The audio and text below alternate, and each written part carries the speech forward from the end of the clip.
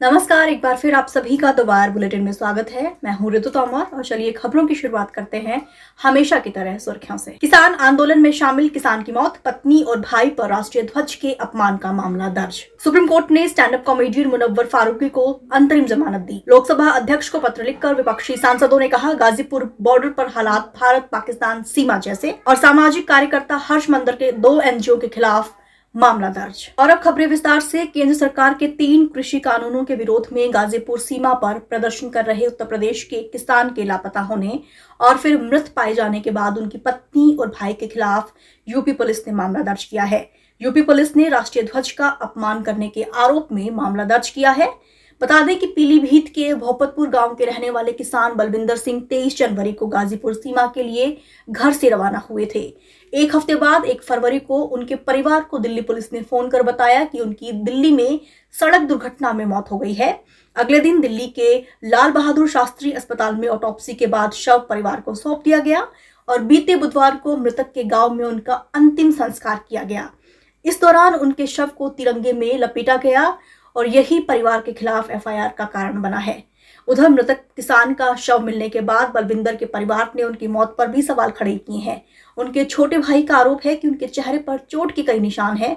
अगर किसी तेज रफ्तार वाहन ने उन्हें कुचला होता तो उनके शरीर के अन्य हिस्सों पर भी चोट के या फिर फ्रैक्चर के निशान होते। बता दें कि साल 2016 में ग्रेटर नोएडा के दादरी के बिसहाड़ा गांव में अखलाक लिंचिंग मामले में एक आरोपी रवि सिसोदिया के अंतिम संस्कार के समय शव पर तिरंगा रख दिया गया था, जिसे लेकर काफी विवाद भी हुआ था। लेकिन उस समय प्रशासन द्वारा कोई कार्रवाई नहीं की गई थी। लेकिन अब एक किसान के परिवार द्वारा किसान के शव को तिरंगे में लपेटे जाने पर उनके खिलाफ जो है एफआईआर दर्ज कर ली गई है। रुक करते हैं अगली खबर की तरफ। 1 महीने से अधिक समय तक जेल में रहने के बाद stand up comedian Munawar Faruqui को सुप्रीम कोर्ट से अंतरिम जमानत मिल गई है। जस्टिस रोहिंटन एफ नरीमन की अध्यक्षता में पीठ ने शुक्रवार सुबह फारूकी को जमानत दी। वहीं पर पीठ ने फारूकी को यूपी पुलिस की गिरफ्तारी से भी संरक्षण दिया है। उनके खिलाफ यूपी में प्रोडक्शन वारंट पर रोक लगा दी गई है। बता दें कि फारूकी पर भाजपा विधायक के बेटे की शिकायत पर धार्मिक भावनाओं को आहत करने का आरोप लगा है। उन्हें कथित तौर पर उनके शो से पहले ही गिरफ्तार कर लिया गया था।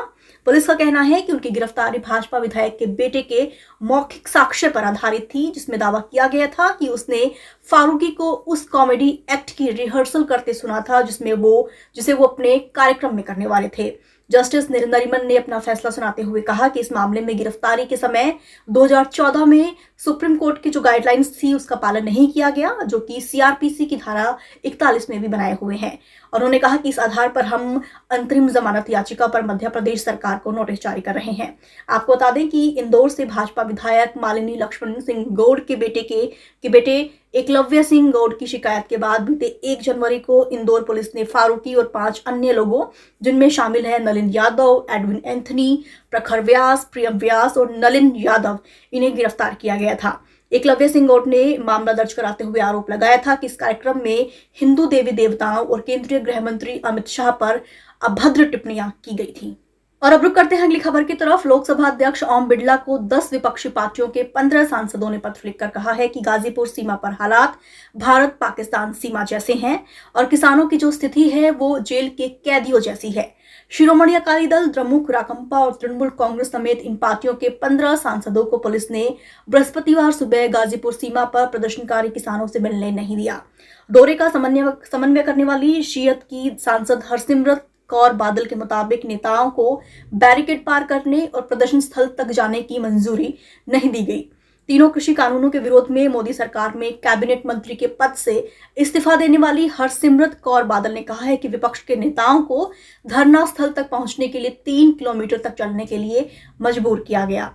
बता दें कि 26 जनवरी को किसानों की ट्रैक्टर रैली के दौरान हिंसा और बर्बरता के बाद गाजीपुर, सिंघू और टीकरी सीमाओं पर सुरक्षा कड़ी कर दी गई है।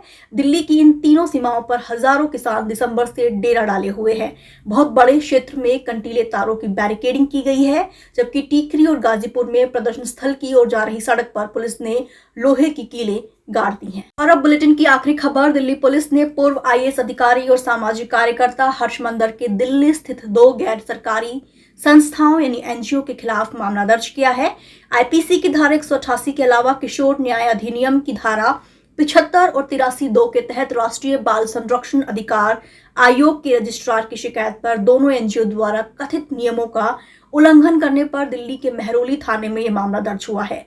पुलिस का कहना है कि एनसीपीसीआर की टीमों द्वारा अक्टूबर 2020 में किए गए निरीक्षण के आधार पर इन एनजीओ के खिलाफ कार्रवाई की गई है और फिलहाल जो मामला है उसकी जांच जारी है। ये दोनों जो एनजीओ है, उम्मीद अमन घर और खुशी रेनबो होम, ये दक्षिण दिल्ली में है और इसकी जो स्थापना है वो सेंटर फॉर इक्विटी स्टडीज द्वारा की है और उनका संचालन हर्ष मंदर द्वारा किया जा रहा है। आज बुलेटिन में सिर्फ इतना ही। देश दुनिया की तमाम खबरों के लिए आप द वायर की हिंदी, अंग्रेजी, उर्दू और मराठी वेबसाइट से जुड़े रहें। तब तक के लिए शुक्रिया, नमस्कार। द वायर के और वीडियोस देखने के लिए सब्सक्राइब करें और बेल आइकन पर क्लिक करें।